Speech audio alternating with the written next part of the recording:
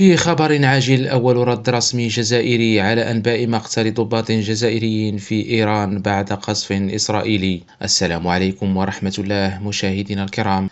إذا كنتم من المتابعين الجدد فالمرجو منكم دعمنا بالاشتراك في القناة وتفعيل الجرس ليصلكم كل جديد ووضع لايك للفيديو إذا أعجبكم. في تطور مفاجئ أثار جدلا واسعا في الساعات الأخيرة، تقارير إعلامية ومصادر غير رسمية تتحدث عن مقتل عدد من ضباط جزائريين في الهجوم الإسرائيلي الذي استهدف منشآت للحرس الثوري الإيراني بطهران. أسماء بارزة تم تداولها، و1400 جندي جزائري كانوا يخضعون للتدريب في إيران. لكن في أول رد رسمي من الجزائر كانت هناك نفي قاطع وتحركات إعلامية سريعة. وفقا للتقارير التي تم تداولها، فإن القصف الإسرائيلي الأخير على مقر الحرس الثوري الإيراني أسفر عن مقتل ضباط جزائريين، ومن بينهم لامين زقارة، مصطفى دحروش، سعيد راشدي، وتاج الدين مغولي. كما تم الحديث عن وجود أكثر من 1400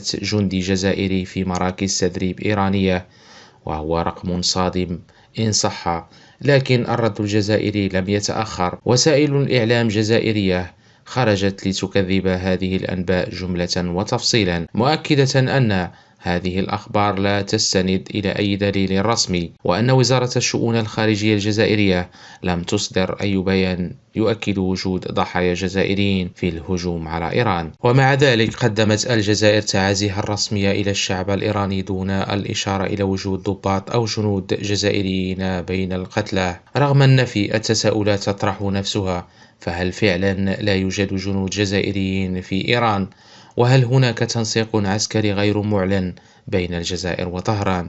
ولماذا هذه الأسماء بالتحديد هي التي تم تسريبها؟ إن صحت هذه المعلومات فهي تكشف عن تشابك أمني وعسكري خطير بين الجزائر وإيران، وعن اختراق إسرائيلي محتمل لمواقع تحتوي على عناصر أجنبية داخل إيران. ما بين النفي الرسمي والصمت الدبلوماسي تبقى الحقيقة الكاملة غائبة، لكن شيئا ما يحدث في الكواليس.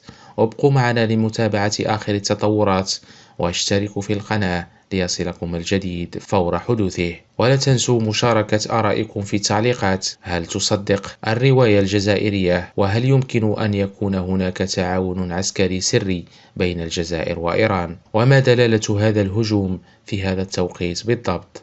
مشاهدينا الكرام، شكرا على المشاهدة، وإلى اللقاء.